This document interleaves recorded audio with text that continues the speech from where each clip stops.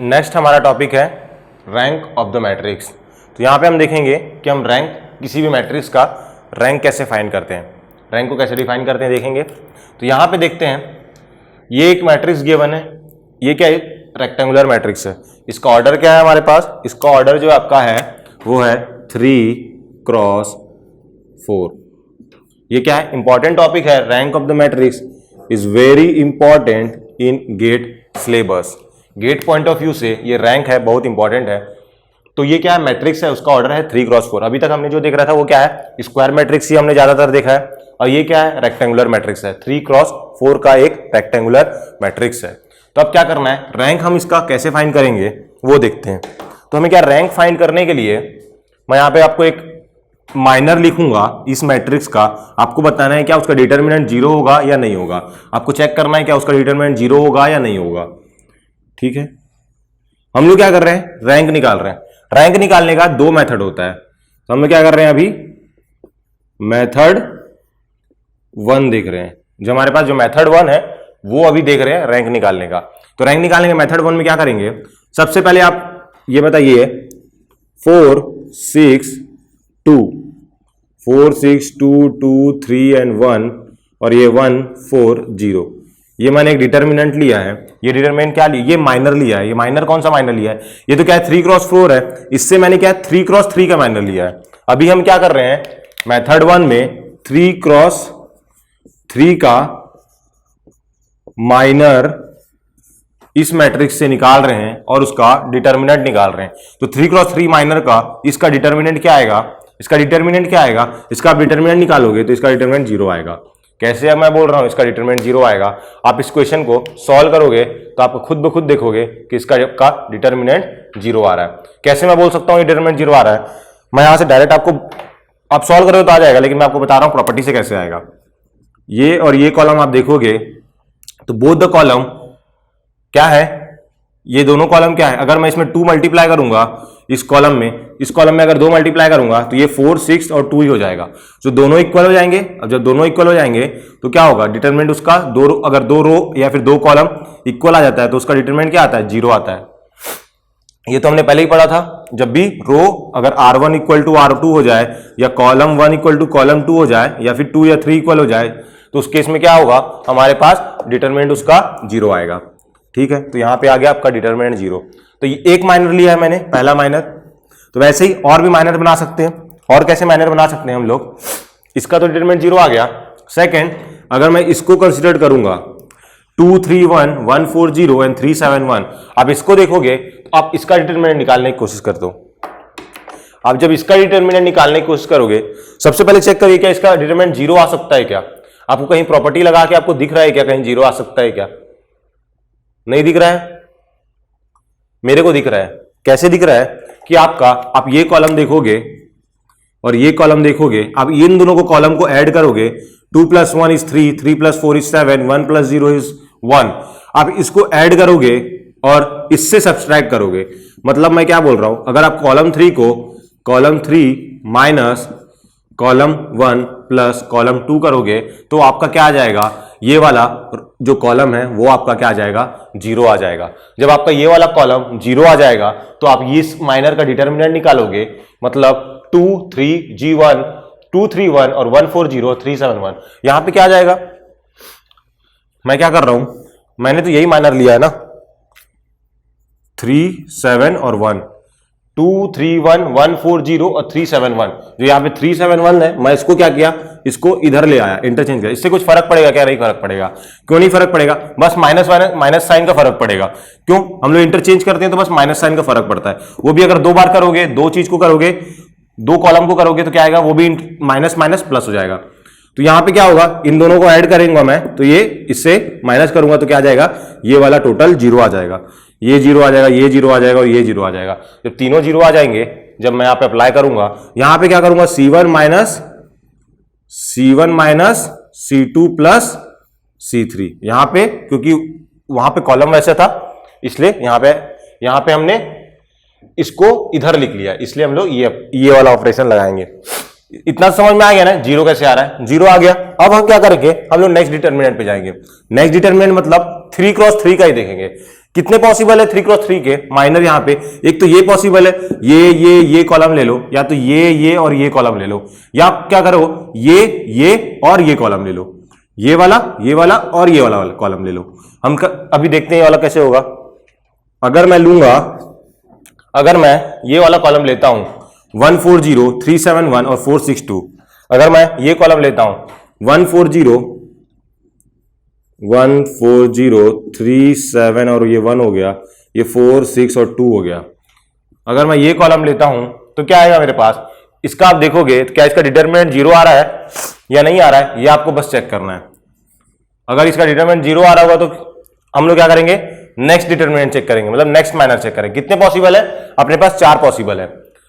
अब यहां पे अगर हम लोग चेक करेंगे तो मैं 1 + 3 करता हूं तब तो मेरे पास 4 आ रहा है, और इसको मैं इससे माइनस करूंगा तो ये वाली क्वांटिटी तो 0 हो जाएगी, लेकिन यहाँ पे 7 + 4 करोगे तो आपके पास 11 आ जाएगा, तो वो पॉसिबल नहीं हो पाएगा।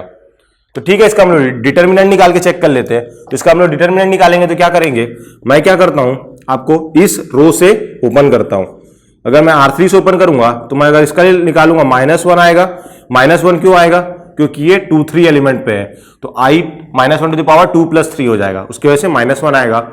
उसके बाद 1 × 6 4 × 4, तो ये कितना हो गया -16 + 2, इसके लिए क्या होगा 7 × 1 7, और ये गया 4 3 12, तो ये कितना हो गया -12। तो ये क्या हो गया, ये हो गया -10, और यहां पे माइनस था तो ये क्या हो गया +10 + 2, ये कितना है -12 + 7 कितना होगा -5, -5 × +2 -5 × 2 कितना हो गया -10, तो ये कितना होगा, ये भी -10 ये भी -10, ये इक्वल टू आ गया 0। तो हमें क्या पता चला कि इसका डिटरमिनेंट आपको 0 ही मिल रहा है। वैसे ही आप और भी 3 क्रॉस 3 का इस क्वेश्चन में से इस मैट्रिक्स से अगर आप डिटरमिनेंट निकालने की कोशिश करेंगे, माइनर निकालने की कोशिश करेंगे, तो वो क्या आएगा, आपका 0 ही आएगा। सब 3 क्रॉस 3 0 ही आएगा। तो हम क्या लिखेंगे, यहां पे लिखेंगे ऑल 3 क्रॉस 3 माइनर्स आर 0। हमारा क्या हो गया, 3 क्रॉस 3 माइनर जितने भी हमने लिए हैं वो हमारे क्या आ गए, 0 आ गए। जब 3 क्रॉस 3 माइनर 0 आ गए तब क्या करेंगे, हम 2 क्रॉस 2 पे जंप करेंगे, 2 क्रॉस 2 पे जंप करेंगे। अब देखते हैं 2 क्रॉस 2 पे क्या आएगा। तो 2 क्रॉस 2 जब देखेंगे तो 2 क्रॉस 2 क्या होगा, ये एक माइनर हो गया 2 क्रॉस 2, 4 2 6 एंड 3, और कौन सा माइनर हो गया, ये एक माइनर हो गया 6 3 2 1, और कौन सा एक माइनर हो गया, ये एक माइनर हो गया 2 1 3 4। ऐसे बहुत सारे माइनर्स बनेंगे। तो हमें क्या करना है, इसका माइनर का वैल्यू कितना आएगा, 4 3 = 12 -6 2 = 12, क्या हो गया 0 हो गया। ये हो गया 6 × 1 -3 × 2, ये भी क्या हो गया 0 हो गया। अभी तक हमारे पास एक भी नॉन जीरो माइनर नहीं आया है। सबसे पहले क्या करना है अपने को, सबसे बड़ा देखते हैं। सबसे बड़ा माइनर कौन सा है इसमें, 3 क्रॉस तो 4 में का मैट्रिक्स है। माइनर क्या होता है, स्क्वायर होता है, स्क्वायर तो डिटरमिनेंट हम तो स्क्वायर का ही निकालते हैं। तो यहां पे क्या होगा 3 क्रॉस 3 है, तो सबसे बड़ा माइनर कौन सा होगा 3 क्रॉस 3 का। तो हमने क्या किया, उसके लिए चेक किया, लेकिन सारे के सारे माइनर्स की वैल्यू क्या आ रही थी, 0 आ रही थी। अब हम 2 क्रॉस 2 के लिए देख रहे हैं, तो पहले वाले के लिए भी 0 आई, दूसरे वाले के लिए भी 0 आई, क्या तीसरे वाले के लिए भी 0 आएगी क्या, इसको चेक करते हैं। तो 4 2 जा क्या हो गया 8 हो गया, -3 हो गया, तो ये कितना हो गया 8 - 3, ये हो गया हमारे पास 5। और ये 5 है वो क्या है, नॉट इक्वल टू 0 है। क्या 5 = 0 है, नहीं है, 5 ≠ = 0 है। मतलब हमारे पास आ गया, ये है पहला माइनर है जो आपका नॉन जीरो वैल्यू दे रहा है। क्या दे रहा है, 5 दे रहा है। पहला माइनर है जो नॉन जीरो वैल्यू दे रहा है। जहां पे आपका नॉन जीरो वैल्यू मिल गया माइनर में, ये कौन सा माइनर है, 2 क्रॉस 2 माइनर है ये कौन सा माइनर है, 2 क्रॉस 2 माइनर है ये। जहां पे भी आपका नॉन जीरो वैल्यू दे दिया माइनर, वहां पे आपको रुक जाना है। अभी क्या कर रहे थे हमने, सबसे पहले 3 क्रॉस 3 का माइनर निकाला, लेकिन सब 0 आ रहे थे तो आगे बढ़ते जा रहे थे। उसके बाद सारे निकाले, सारे में 0 आया, फिर 2 क्रॉस 2 आया। तो 2 क्रॉस 2 में क्या होगा कि यहां पे पहले का 0 आया, दूसरे का 0 आया, दूसरे का भी आपका 0 ही आएगा। ये 6 - 6 आप लेंगे तो ये 0 ही आएगा। ये लेकिन थर्ड वाले का क्या आया, नॉट इक्वल टू 0 आया। इसका मतलब क्या है, जो इसका रैंक होगा वो आपका 2 आ जाएगा। जिस भी ऑर्डर का आपका माइनर नॉन जीरो आया वो हो जाएगा रैंक इक्वल टू 2। अगर यहां पे कोई भी एक माइनर 3x3 का नॉट इक्वल टू 0 हो जाता, उस केस में हमारा रैंक इक्वल टू आ जाता 3 आ जाता। अगर 3x3 का माइनर नॉट इक्वल टू 0 आता तो क्या आ जाता, रैंक इक्वल टू 3 आ जाता। ये हमने समझ में आ गया रैंक कहां से आया, कैसे फाइंड किया रैंक। ये हमारे पास मेथड 1 है, फाइंड रैंक ऑफ ए। तो इस मेथड का हम लोग यूज करके हम लोग क्या बोल सकते हैं कि रैंक इक्वल टू 2 है। नेक्स्ट हम लोग इसको डिफाइन भी कर सकते हैं। ये हमारे पास एक्चुअल प्रोसेस है, एक्चुअल हमारे पास प्रोसेस है रैंक निकालने का। तो हम लोग क्या बोल सकते हैं, जो हमारे पास जो रैंक ऑफ द मैट्रिक्स है उसको क्या बोल सकते हैं, यहां पे मैं लिखता हूं कि rank of a matrix is R. मैंने एक आर ले लिया है। हम लोग रैंक को किससे डिनोट करते हैं, आर ऑफ ए, मतलब क्या है, रैंक ऑफ ए। ये एक डिनोट करने का तरीका है जिसमें आर लिख लिए, मतलब क्या, रैंक ऑफ ए। या तो हम लोग एक रो फॉर्म से भी डिनोट करते हैं, रो ऑफ ए, इसको भी आप क्या बोलोगे, rank of A. Row of A मतलब रैंक ऑफ ए। ठीक है, तो हम लोग क्या बोल रहे हैं, rank of a matrix is R. अगर आपका एक रैंक है उस मैट्रिक्स का, वो कितना है, आर है, तो हम लोग क्या बोल सकते हैं कि देन फर्स्ट पॉइंट हमारा आएगा कि जो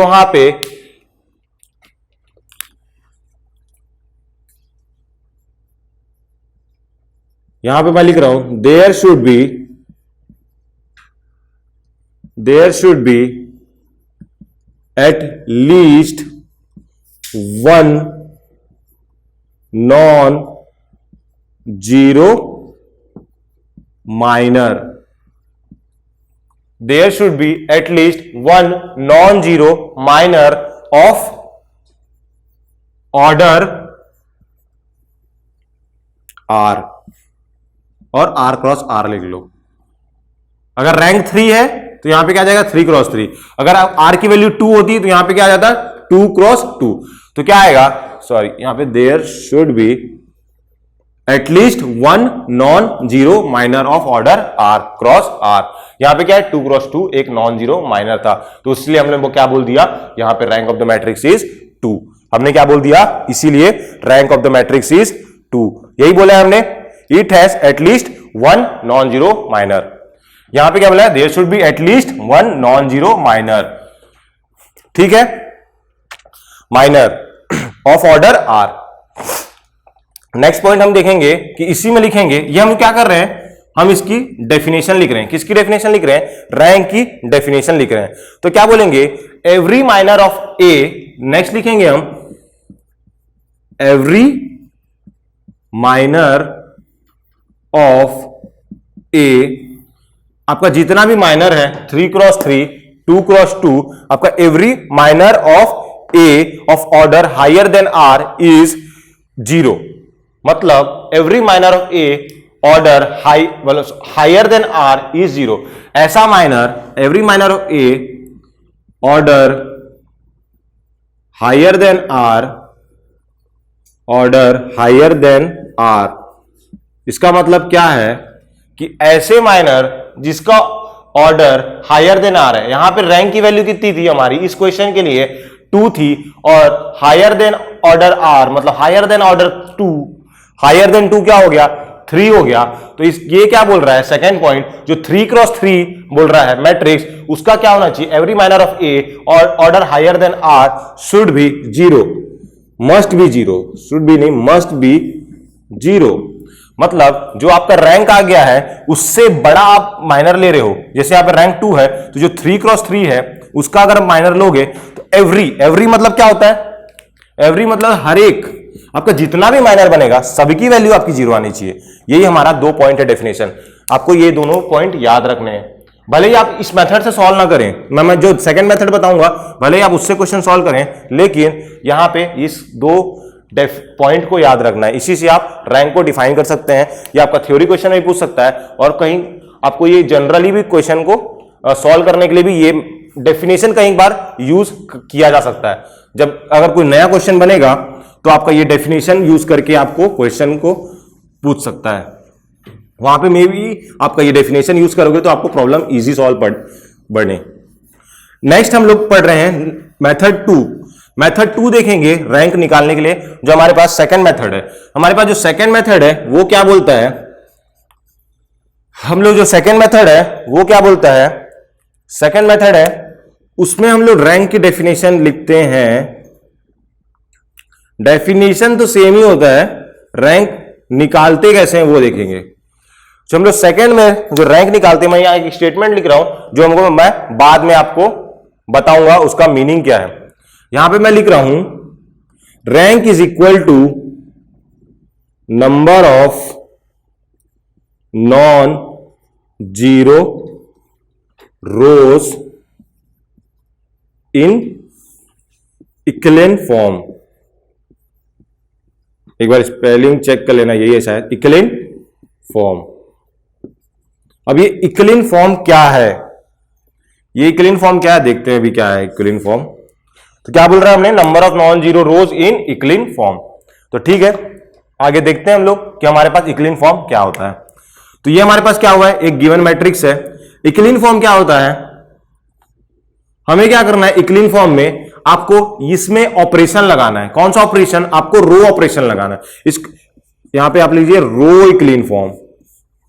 इक्विवेलेंट फॉर्म बोलेंगे तो भी आपको समझ में आ जाएगा, लेकिन रो इक्विवेलेंट फॉर्म लिख लीजिए, ज्यादा बेटर है।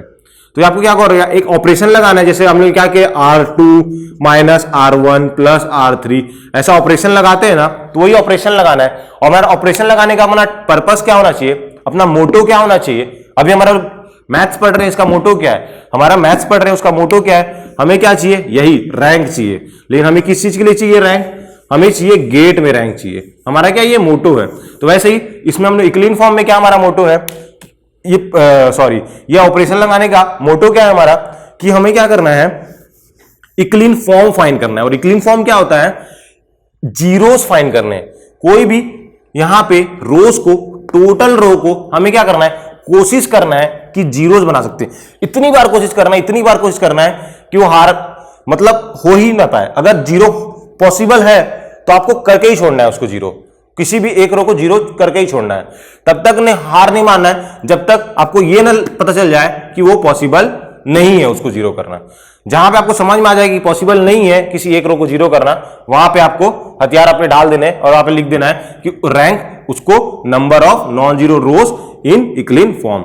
अगर यहां पे एक ये वाला रो में अगर पूरा जीरो आ जाए तो क्या हो जाएगा, नंबर ऑफ नॉन जीरो रोज कितने बचेंगे, 1 और 2। तो यहां पे रैंक क्या आ जाएगा, 2। वही तो बोल रहा है नंबर ऑफ नॉन जीरो रोज। तो सबसे पहले देखते हैं कि हम लोग इक्विवेलेंट फॉर्म फाइंड कैसे करेंगे। इक्विवेलेंट फॉर्म फाइंड करने के लिए हमें क्या करना पड़ेगा, रो में ऑपरेशन लगाने पड़ेंगे।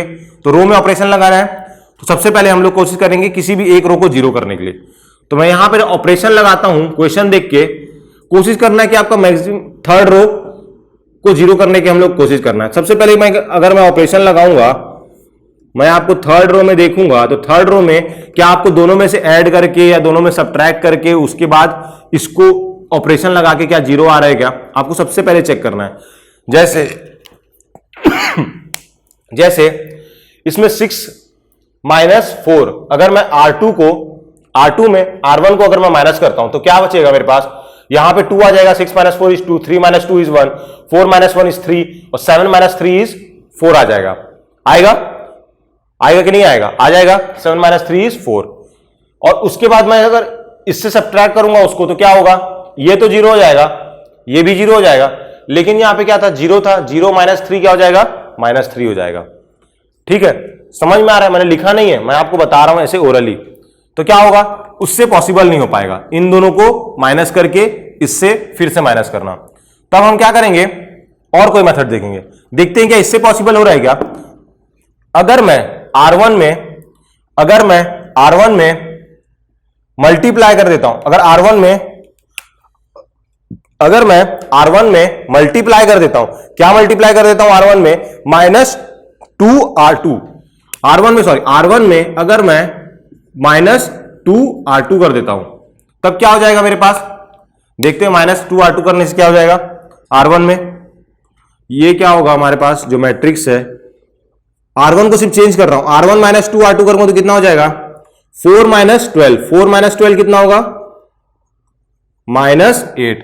4 माइनस 12, सॉरी यहां पे R2 नहीं R3 करना है यार, सॉरी। यहां पे हमें क्या करना है, रो इक्लिन फॉर्म में अपने को जीरोस लाने हैं, तो जीरोस लाने के लिए यहां पे हमें क्या करना पड़ेगा, सबसे पहले R1 में मैं कोशिश करता हूं R1 माइनस 2R3। जब मैं R1 में R1 माइनस 2R3 करूंगा तो मेरे पास क्या वैल्यू आ जाएगी? चेंज किसकी वैल्यू होगी? सिर्फ और सिर्फ R1 की वैल्यू चेंज होगी। तो R1 की वैल्यू चेंज होगी तो क्या होगा? R1 minus 2R3।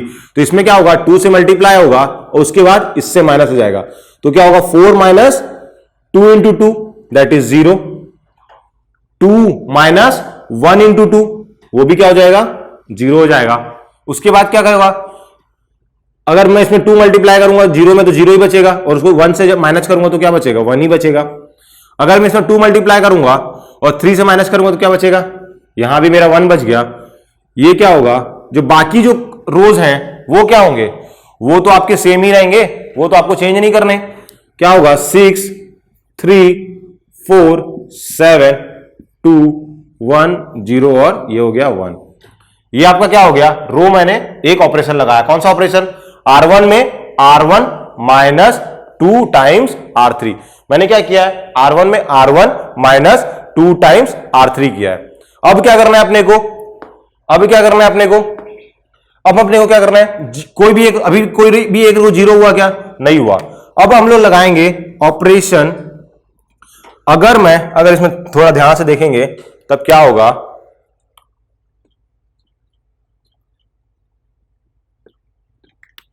अगर मैं यहां पे इसमें 3 मल्टीप्लाई करता हूं, अगर मैं 3R3 मल्टीप्लाई कर रहा हूं तो ये हो जाएगा 6, ये क्या हो जाएगा? 3, ये हो जाएगा 0, ये हो जाएगा 3।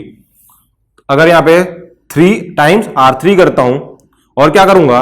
R2 से माइनस कर दूंगा तो क्या हो जाएगा? अगर मैं क्या बोल रहा हूं? R2 माइनस 3 टाइम्स R3 करता हूं तो क्या होगा? ये टर्म 0 हो जाएगा मेरे पास, ये टर्म 0 हो जाएगा। मैं यहीं लिख देता हूं क्या होगा। अभी क्या किया था हमने? पहला ऑपरेशन लगाया तो हमने सिर्फ पहला रो चेंज आया।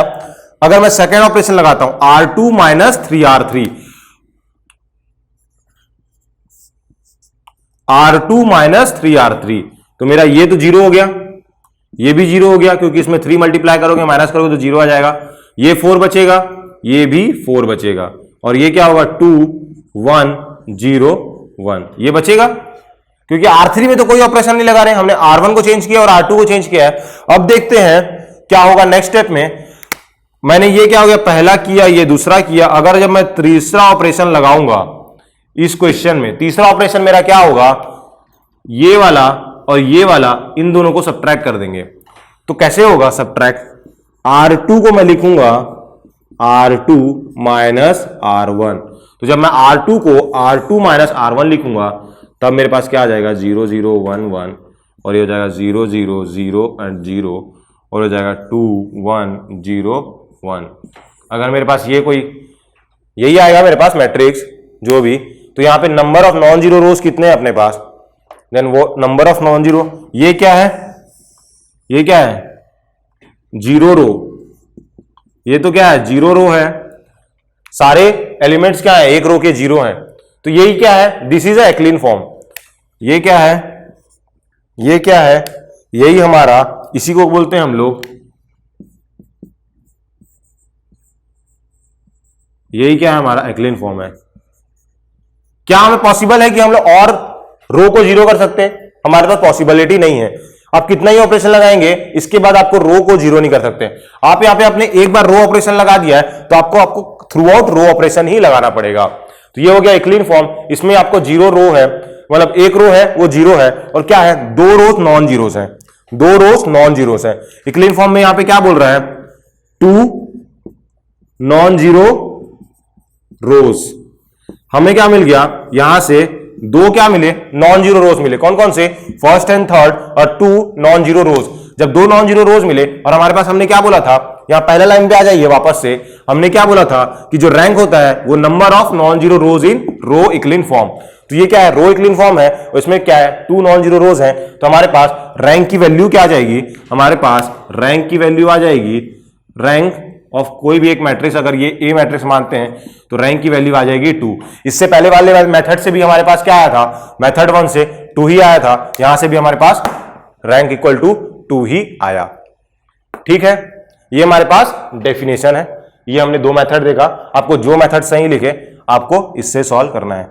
जो मैं प्रेफर करता था, अगर मैं अपनी बात करूं तो मैं मेथड 2 प्रेफर करता था। क्यों, इसमें क्या थोड़ा लॉजिक बिल्डिंग है, लॉजिक लगा के आपको, ऑपरेशन लगा के आपको सॉल्व करना पड़ेगा। ओके, आपको जो मेथड अच्छा लगे आपको वो सॉल्व करना है। नेक्स्ट हमारे पास क्या आएगा, प्रॉपर्टीज ऑफ रैंक। तो प्रॉपर्टीज ऑफ रैंक में हमारे पास 4 प्रॉपर्टी हमारे पास है। सबसे पहली प्रॉपर्टी क्या है, इससे पहले हमने क्या देखा था, रैंक निकालना कैसे है वो सीखा था। अभी हम क्या देख रहे हैं, प्रॉपर्टीज। इसमें क्या है, आपका कभी भी जो रैंक होता है वो क्या होगा, 0 तो कभी नहीं होगा। अगर कोई मैट्रिक्स है उसका रैंक 0 कभी नहीं होगा। किस केस में 0 होगा, एक ही केस में 0 होगा। अगर मैं आपको बोलूं ये जो मैट्रिक्स है ए, ये तो हो गया 2 क्रॉस 2 का मैट्रिक्स, तो इसका रैंक क्या होगा, ये 0 0 क्या हो गया, एक तो रो क्या हो गया, एक रो क्या हो गया 0 है, लेकिन दूसरा रो क्या है, मतलब एक रो इसमें नॉन जीरो, एक रो 0 रो है, तो यहां पे रैंक इक्वल टू क्या आ जाएगा, 1 आ जाएगा, क्योंकि 1 नॉन जीरो रो है। अगर मैं ए इक्वल टू, अगर सिर्फ ये लूं, ये भी क्या है, एक मैट्रिक्स ले सकते हैं, ये किस चीज का मैट्रिक्स है, 1 क्रॉस 1 का। इसका रैंक बताइए, इसमें रो एक ही है और वो जो रो है वो क्या है, नॉन जीरो है, तो इसका रैंक कितना हो गया, rank of A is 1, rank of A is 1। Rank of A 1 cross 1 minimum 0 कब हो सकता है, 0 तभी हो सकता है जब ये 0 हो। ये अगर 0 हो जाएगा तब क्या हो बोलेंगे, ये एक रो है वो भी 0 है, तो रैंक ऑफ ए क्या हो जाएगा 0, क्योंकि एक भी हमारे पास नॉन जीरो रोज नहीं मिल रहे हमारे को। अब क्या बोलेंगे, अगर ये 2 क्रॉस 2 है, अगर इसका रैंक अगर आपको 0 करना है तो आपको क्या करना पड़ेगा, पूरा एलिमेंट 0 करना पड़ेगा, तभी इसका रैंक 0 होगा। अब यहां पे क्या है, दोनों रो क्या है 0 है, इसमें क्या नॉन जीरो रोज कितने हैं, एक भी नहीं है, एक भी नॉन जीरो रोज नहीं है, तो रैंक क्या हो जाएगा, इसका 0 हो जाएगा एक का। तो वही हमने क्या है, एक ही केस में पॉसिबल है कि आपका रैंक कभी भी 0 आ पाए। वो कौन सा केस है, अगर आपका मैट्रिक्स नल है, आप नल मैट्रिक्स का रैंक निकालेंगे तो वो आपका क्या होगा, 0 होगा। ओनली ये 0 मैट्रिक्स, 0 मैट्रिक्स को क्या बोलते हैं हम लोग, नल मैट्रिक्स भी बोलते हैं। सेकेंड पॉइंट है हमारा, rank of A will B, जो हमारा रैंक है, rank of A will be always less then minimum value of m, n। और ये m, n क्या है, m क्या है हमारा, m क्या है हमारे पास, m था हमारा रोज, ये क्या है, m क्या है हमारे पास, नंबर की ऑफ रोज था, और n क्या है, नंबर ऑफ कॉलम। तो यहां पे हमने क्या बोला कि जो रैंक ऑफ ए है वो less than and equal to, मतलब मिनिमम ऑफ m, n। अगर मैं यहां पे बात करता हूं, अगर 2 क्रॉस 3 मैट्रिक्स है कोई सा, अगर 2 क्रॉस 3 मैट्रिक्स है तो इसमें m की वैल्यू हो गई 2 और 3 क्या हो गई, n की वैल्यू हो गई, तो हम लोग क्या बोलेंगे, जो मैट्रिक्स है इसका जब हम रैंक निकालेंगे, जो रैंक होगा तो वो कभी भी आपका 2 और 3 इससे ज्यादा नहीं हो सकता, इससे ज्यादा नहीं हो सकता। इसमें मिनिमम वैल्यू क्या है, 2 और 3 में मिनिमम क्या है, मिनिमम ऑफ 2, 3 क्या है, जब भी ऐसा लिखा होगा इसका मतलब क्या है, मिनिमम ऑफ 2, 3, इसका इक्वल करूंगा मैं तो ये क्या देगा मेरे को, अगर मैं ये स्टेटमेंट लिखूं और मैं इक्वल टू साइन लिखूं तो मेरे पास आउटपुट में क्या आएगा, मैं यहां पे आउटपुट में आएगा मेरे पास 2। क्यों, क्योंकि 2 और 3 में मिनिमम क्या है, 2 है। हमें क्या बोला, मिनिमम ऑफ m, n। अब इसमें मान लेते हैं 2 इंटू 3 है, तो मिनिमम ऑफ m, n मतलब 2, 3 इज इक्वल टू 2। तो क्या बोल रहा है हमें, जो रैंक ऑफ ए है, मतलब जो रैंक ऑफ 2 क्रॉस 3 मैट्रिक्स है वो क्या होगा, less than and equal to 2 होगा, will be less than and equal to, अगर ये कोई ए मैट्रिक्स है तो rank of A will be equal to और लेस देन 2।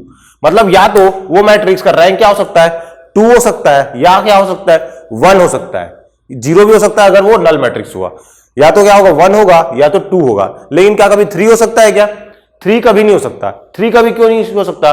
क्यों? क्योंकि जब मिनिमम ऑफ 2,3 वो हमारे पास 2 मिल रहा है तो इससे तो छोटा ही होना पड़ेगा, या तो इक्वल हो जाए, या तो इक्वल हो जाए या तो छोटा हो। तो छोटा होगा तो 1 होगा और इक्वल होगा तो क्या होगा 2 होगा।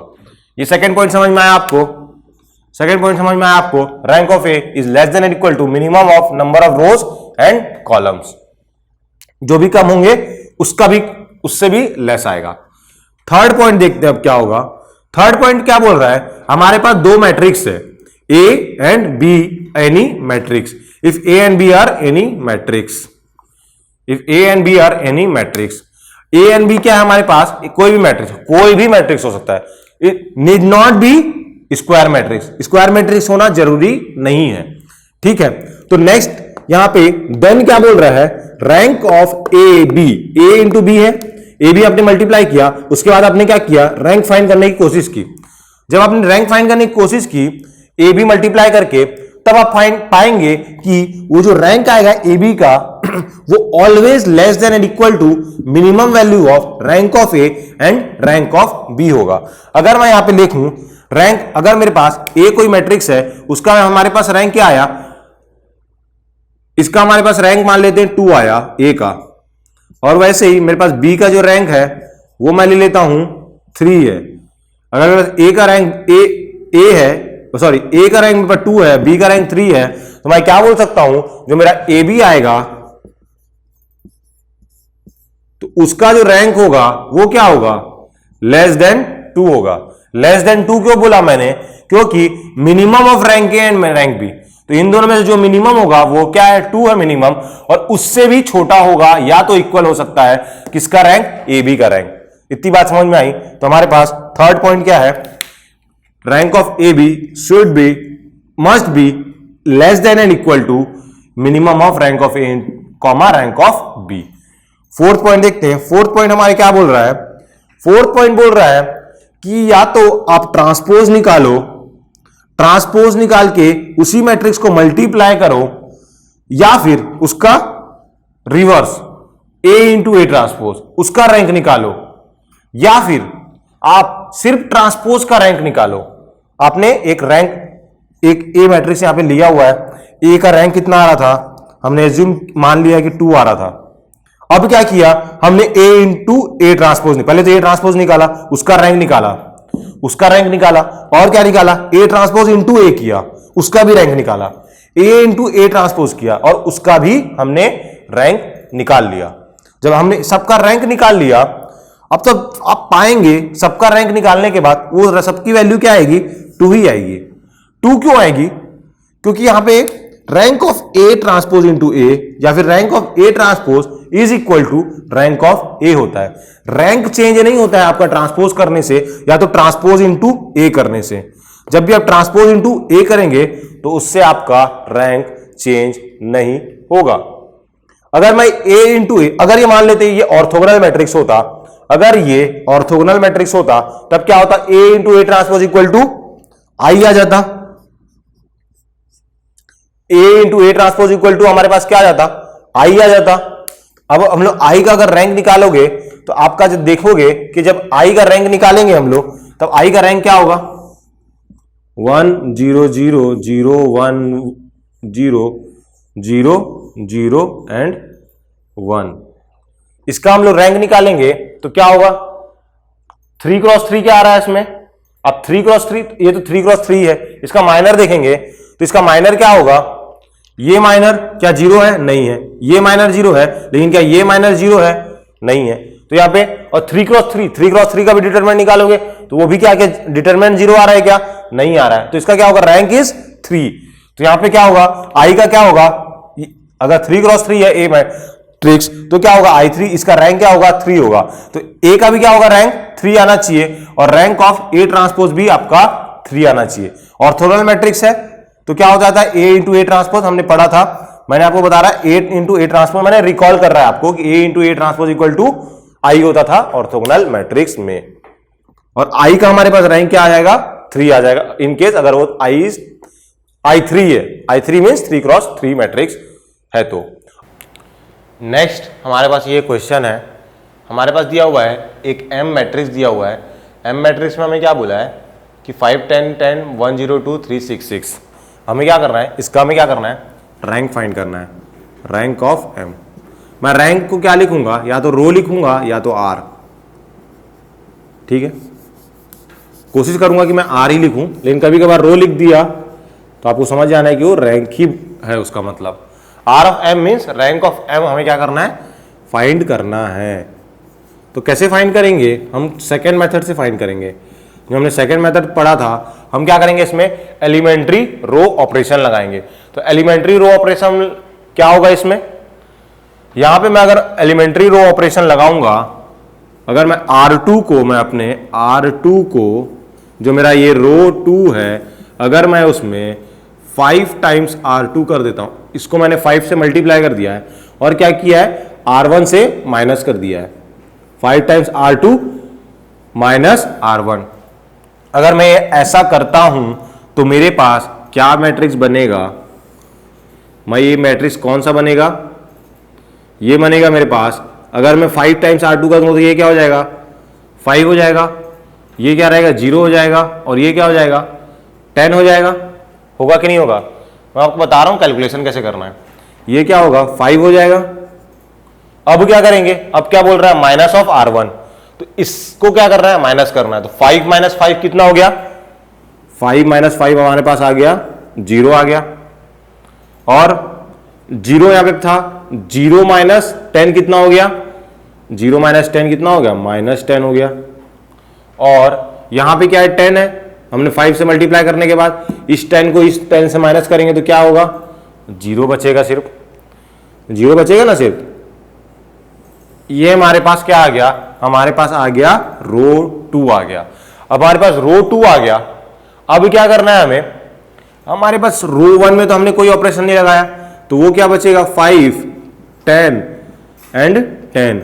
और ये क्या होगा, 3 6 6। क्या ये 0 आया, क्या कोई भी एक रो 0 तो नहीं आया। क्या पॉसिबल है क्या 0 आना, चेक करते हैं पॉसिबल है कि नहीं। और हम क्या करेंगे, इसमें रो ऑपरेशन लगाएंगे। और रो ऑपरेशन लगाएंगे तो नेक्स्ट ऐसा रो ऑपरेशन लगाने की कोशिश करेंगे कि कोई ना कोई एक रो तो हमारे यहाँ कम से कम मिनिमम एक रो तो 0 आ जाए। तो हम क्या लगेंगे, देखो अगर मैं R3 को, R3 क्या है, ये है। अब हमारा क्या हो गया है, मैट्रिक्स चेंज हो गया है इस ऑपरेशन के बाद।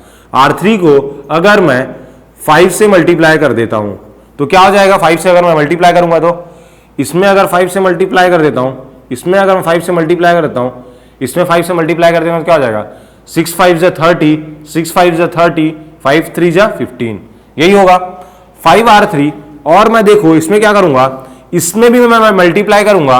इसमें किसमें मल्टीप्लाई करूंगा, अगर मैं इससे मल्टीप्लाई करूंगा 3 से, और इसको किससे मल्टीप्लाई कर रहा हूं, 5 से। अगर मैं इसको 5 से मल्टीप्लाई करूंगा और इसको 3 से मल्टीप्लाई करूंगा और दोनों को माइनस करूंगा तो बताइए क्या आएगा, 5R3 माइनस 3 टाइम्स R1। जब मैं ये करूंगा तो मेरे पास क्या मैट्रिक्स बनेगा, इसको मल्टीप्लाई करूंगा 5 से तो क्या हो गया 15, इसको मैं मल्टीप्लाई कर रहा हूं 3 से, ये भी क्या हो गया 15, तो मेरे पास क्या हो गया, ये तो हो गया 0 क्योंकि 15 माइनस 15। इसको मैं 5 से मल्टीप्लाई करूंगा, ये 30 हो गया। इसको 10 से को 3 से मल्टीप्लाई करूंगा, ये भी 30 हो गया। तो 30 माइनस 30 क्या हो जाएगा, 0। वैसे ही सिमिलरली ये 6 है तो ये भी सेम ही है, तो 0 ही आएगा, उसकी तो बात ही नहीं है। तो ये हो गया 0, इसमें तो कोई ऑपरेशन नहीं लगा रहे हम, 0 5 10 एंड 10। ये हमारे पास क्या आ गया, एक एलिमेंट्री रो लगाने के बाद ये भी क्या है हमारे पास, ये भी हमारा एम मैट्रिक्स ही है। लेकिन ये कौन से फॉर्म में है, ये हमारे पास है इक्लियन फॉर्म में, क्लियन फॉर्म। इसमें क्लियन फॉर्म में है, क्यों, क्योंकि हमने क्या किया, एक रो को 0 कर दिया है और एक ही रो मिनिमम पॉसिबल है इसमें 0 करना।